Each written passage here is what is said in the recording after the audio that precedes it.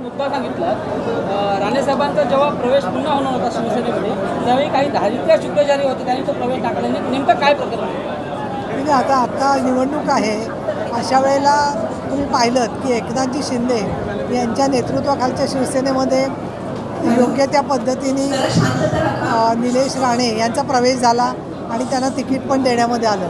त्यामुळे नेते ज्यावेळेला फर्मली किंवा भूमिका घेतात ताठरपणाने समजून घेऊन त्यावेळेला त्या गोष्टी घडत असतात।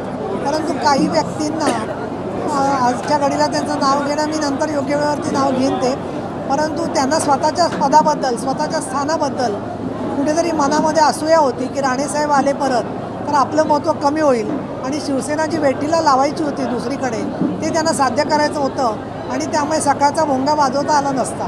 त्याच्यामुळे असे जे लोक आहेत त्यांनी त्याच्यामध्ये चुकीची छायाचित्र राणेसाहेबांची छापून सामनामध्ये तो प्रवेश होऊ दिला नाही असं माझं तरी निरीक्षण आहे। संजय राऊतांवर तुमचा रोख आहे? नाही, मी कुठलंही नाव घेणार नाही। शेवटी अंतिमतः पक्षाच्या नेत्यांनी ठरवलं असतं तर तरीसुद्धा प्रवेश झाला असता। शेवटी कोण मध्ये येत आहे हा प्रश्न नाही आहे। शिंदेसाहेबांनी जसं योग्य ती भूमिका चांगली घेतली आणि आज निलेश राणेंच्या प्रचारासाठी मी जाऊ का विचारलं ताबडतोब ते म्हणाले जा। त्यामुळे नेत्यांनी स्वतःची भूमिका ही बाळासाहेब ठाकरे यांनी ज्या पद्धतीने राजकारण पुढे नेलं तर त्याच्यामध्ये ती घेतली असती, पण त्यांनी एक पद्धतीने ठरलेले की द्वेष द्वेष आणि द्वेष एवढंच त्याच्यामध्ये उत्तर घ्यायचं आणि त्याच्यामुळे शिवसेनेची आजची परिस्थिती त्यांच्याच वर्तनामुळे झालेली आहे असं म्हणजे उभाटाची परिस्थिती तशीच झालेली आहे असं मला स्पष्टपणाने दिसतं। महायुतीच्या आज सगळ्या कामावरती बोलले।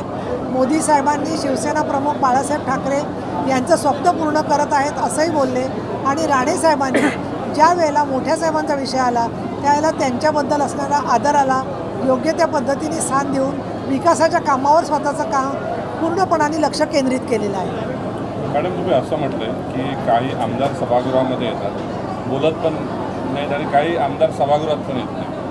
काही नावं मी घेऊ शकत नाही। याचं कारण असं की शेवटी तो आमदाराचं काय कारण आहे, त्याची तब्येत बिघडली आहे का, त्याला कुणीतरी बैठकीला बोलवून येतं का अधिवेशनाला, त्याला दुसरं कुठेतरी जायचं असतं का, हे ज्याचं त्यांनी ठरवायचं असतं। पण जेव्हा आम्हाला सभागृहात उपस्थिती कमी दिसते त्यावेळेला आम्हाला प्रश्न पडतो की सकाळी सहीच्या वेळेला काही आमदार असतात आणि नंतर ते सभागृहात नसतात।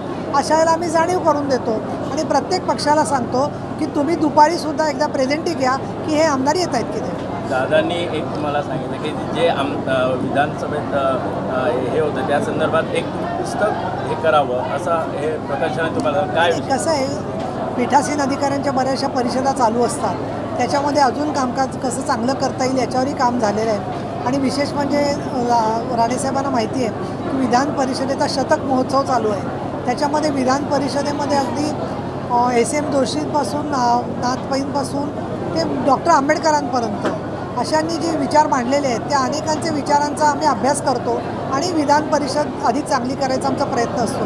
तर राणेसाहेबांची जी सूचना आहे ते माझं राजकारण सांभाळून कुणाच्याही भावना न दुखवता ती सिस्टीम सुधारण्यासाठी मी प्रयत्न करतो।